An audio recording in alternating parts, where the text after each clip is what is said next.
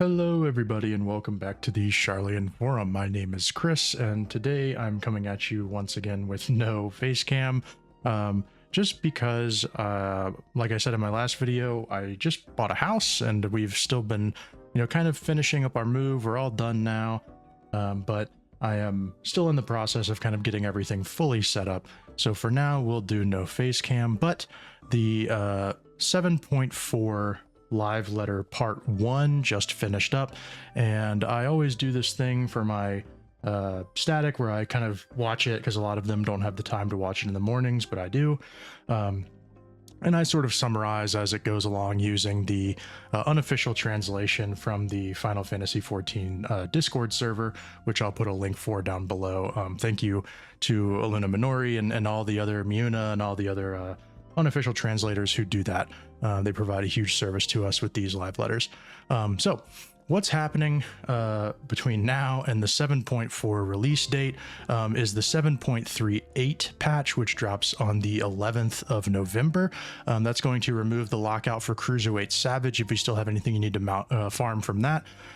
This also will give the weapon upgrade material for the Alliance Raid coins.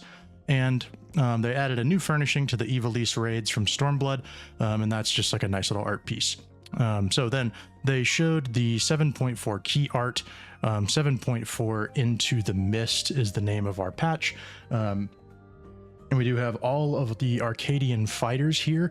The 4 new fighters are this fella up top, this bunny boy right here with the blue hair, this guy right here with the shaggy hair, and then we have a red-haired kind of goth Elysian girl.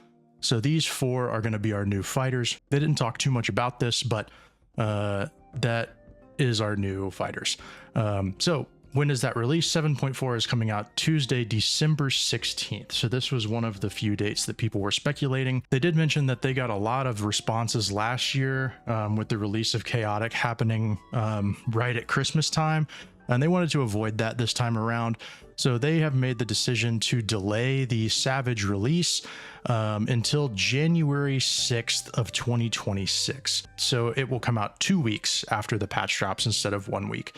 The cool thing about that is it does give you more time to get your crafted gear. It gives you an extra week of tombstone gear. So you will be going into this Savage tier with more gear than normal. That will obviously change sort of the priority for people. But I do think that that's a really good decision. I think that that's the best decision they could have made. The other option would have been to release it on the 16th with the patch, but I think that that would have been a little tough because people don't really like not having time to prep a little bit. So then they showed some images for the new MSQ coming in 7.4. So we have an Alexandrian airship in living memory here. We have a picture of this character, whoever this is. I don't know. She's never been important. We have this image, which they said something about, this character kind of being important to the next story arc. And then they showed this, which is again, they sort of talk about this being the first step of the next arc that the story's going on. We got some additional Hildebrand stuff. If that's the content that you're into, there will be more Hildebrand. And then they showed the new dungeon Mistwake. Looks pretty cool. I get the feeling that we're kind of getting like kind of a dark, almost sort of scary patch this time around. You can see that this image is where that one of those MSQ screenshots took place where they were talking to that Lalafell. So whatever happens here is going to be important. So then they showed the new trial called Hell on Rails. Terrifying terrifying image. This will be obviously available in normal and extreme. It looks like we're under the dome here in Heritage Found. It looks like we have an Electrope train, and that has transformed into this horrible demonic thing. So then they showed some stuff for the Arcadian heavyweight tier. This will be the next tier coming out. They showed this image. They showed this is in-game, obviously, of that redheaded Elysian character. And then they showed this guy. He's the one, obviously, that's at the top of the image with the Warrior of Light. Very much giving heavyweight champion energy here. So we'll see more of that in the next live letter. The 7.4 Unreal is Tsukiyomi. No real surprise there. We will continue that series. More stuff coming in 7.4. We have some expansions of the duty support system. So that will be coming to Zemiel Darkhold and Arm Vale. And then duty support will also now give a kind of like an echo stacking buff when you die. That will be removed when you finish killing the boss. So this is just a way for players who are maybe struggling with the dungeon a little bit, trying to learn the mechanics, giving them some extra help getting through that. Some PvP updates. Series 10 will begin. The PvP action adjustments. Obviously, there's a new frontline map, the Warcore Chirte, set in Urkopacha. And they said that the weather conditions will play a role in the game mode on this new map. It's an all-new rule set, but they're not going to talk about it right now. They'll talk more about it later. There's a Gold Saucer update with a new Air Force One minigame. And then there's a Phantom Weapon update. So this is our relic weapons for Dawn Trail. The item level is going to be 775, and the item enhancements can be obtained from various duties, including Occult Crescent this time around. So there will be a way to actually obtain these materials in Occult Crescent. And then they said, this quote here, when we consider the weapon series after this one, we might completely change it. This might be the last time for this kind of upgrade system. So I'm not sure what that means. Of course, you know, the doomer in me is like, we're going back to tomes and we're never leaving tomes. But they said we might completely change it. And to me, this sort of implies that they're going to try something that they've never tried before. Some different system entirely. You know, who knows what that looks like, but I guess we'll find out in 8.0. So also we're getting the first Occult Crescent update. This is a mini update. In this one, we're just getting 3 new Phantom jobs. We're getting Mystic Knight, Dancer, and Gladiator. We are also getting new accessories. They said there will be 4 accessories for melee jobs or Art of War jobs, and then 4 for casters. Interesting to see accessories come back. You know, we're kind of getting back to the Eureka where we had, you know, the Blitz ring and Cassie's earring. We're sort of seeing that come back. Obviously, these accessories will increase attributes. They can be obtained through critical encounters, treasure chests, magic pots, and happy bunny fates.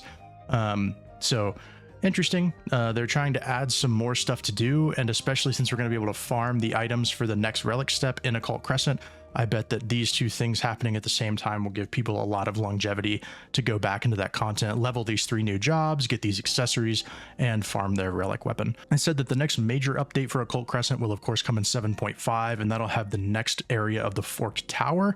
And they said that the second wing of the Forked Tower is going to have multiple difficulties in order to address a lot of the feedback they got from the first version of Forked Tower. So we'll continue to see improvements on that. Cosmic Exploration is of course getting its next expansion. We have a new planet, Oasis. They said there used to be something on this planet, a civilization that found its end, and obviously they messed with gravity.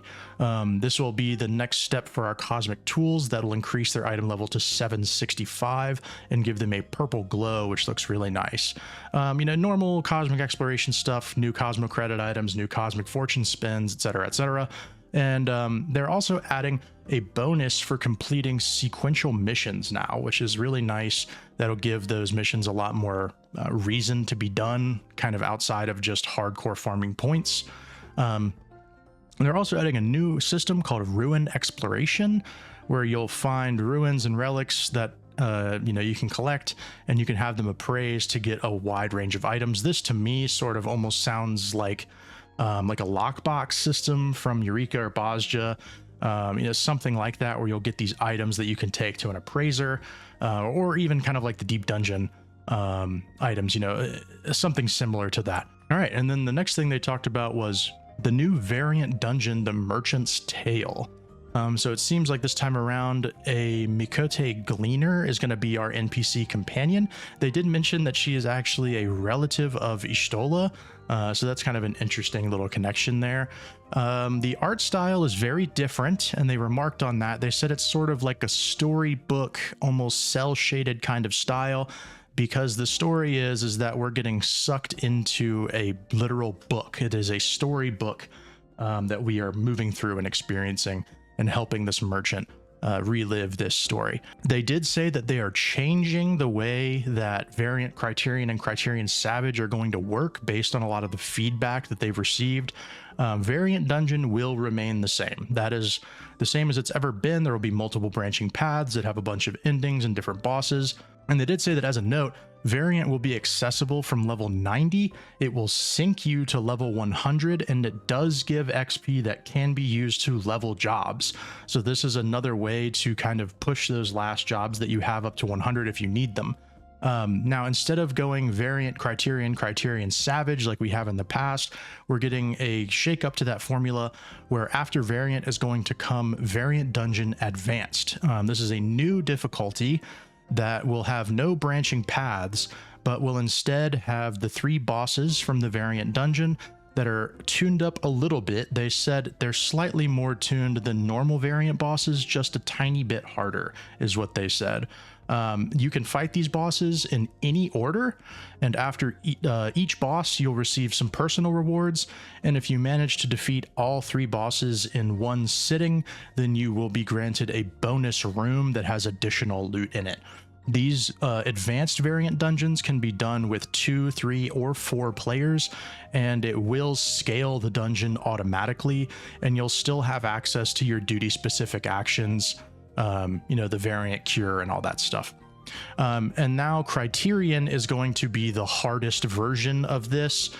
Criterion will come after the advanced variant. They didn't specify if you have to clear advanced in order to get Criterion, but that was sort of implied. I think that's the case. They said that they've removed all trash pulls from Criterion. It's basically just a 3-boss gauntlet now. It'll feature the same bosses as the advanced variant dungeon, but instead of being tackleable in any order, it will be a linear order, and they're going to be much stronger with much more punishing mechanics. So this is sort of taking the place of Criterion Savage from the way it sounds. Criterion is the new Criterion Savage, and Advanced is sort of splitting the difference between Criterion and Variant Dungeon. Now, this is going to have limited revive mechanics, and it's also going to require 4 players. And then they did show off a couple of rewards. They have a glamour set here. It's hard to tell if this is a gendered glamour or if it's 2 separate glamours. We never really know right now. And then they showed a mount of a flying carpet. It seems like this sort of takes place in Thavnair. It's very Thavnarian style, kind of a Middle Eastern bazaar kind of style. So really interesting. So then we get into the really, really huge stuff. This is some big news. So system updates in 7.4, we're getting 2 new UI colors. We're getting a clear green and a clear white. They are finally introducing the strategy board, which is basically an end-game raid planner, and they said that you can save these strategy board codes and share them to others so they can view it with you. They have a new UI feature called the command panel. Those of you who have watched my videos in the past and seen my job switching macro, this is basically just a end-game version of that. It is a intentional use of the way that I have been doing it for years now. So the command panel is a singular button that you can place on your hotbar, and when you click it, it will expand into a 25 slot box that has 4 pages, each of 25 slots. So one command panel button can hold 100 buttons, which is huge. And anything that can be added to the hotbar can be placed in these command panels. So this is a massive, massive quality of life. This is going to free up a ton of hotbar space for people. Obviously you wouldn't want to put combat stuff in here, but it's designed to be a convenient place for you to put things that you don't use a whole lot. So like emotes, chocobo, like Geishel greens, stuff like your macros for crafting. You can put, your gear sets in here to switch jobs, and it can all be on one button. And you can set it to manually open and close, or you can set it where when you click a button inside the panel itself will close instantly. So this is a huge quality of life change that I'm super, super excited about. But the main announcement, I think the biggest announcement from this entire live letter, is that they're finally fucking doing it, man. They're removing the job and level restrictions on glamour. So you can now glamour any armor piece on any job, with the only exception being weapons. This is a massive, massive fucking deal. This has been asked for years and years. And the fact that they're finally doing this, to me, is extremely good. I can't believe that it took this long to do this, but it really, to me, proves that they are finally starting to understand, like, they need to listen, right? They need to understand what people actually give a shit about. This is something that people actually care about. They're looking for ways to keep people happy, which from the player perspective is a very, very good thing, right? You know, this is just really good. It's all really good. It sounds really, really good. So I'm looking forward to it. You know, I just wanted to do a little update video about this live letter, talking about, you know, kind of what they showed. And that's it for now. You know, hopefully I'm going to be done getting everything finally finished and set up here soon. Been very busy, but hopefully we'll be done soon. And after that, we'll be ready to get back into full scale video production. So thanks for sticking with me, and I'll see you guys in the next one. Bye.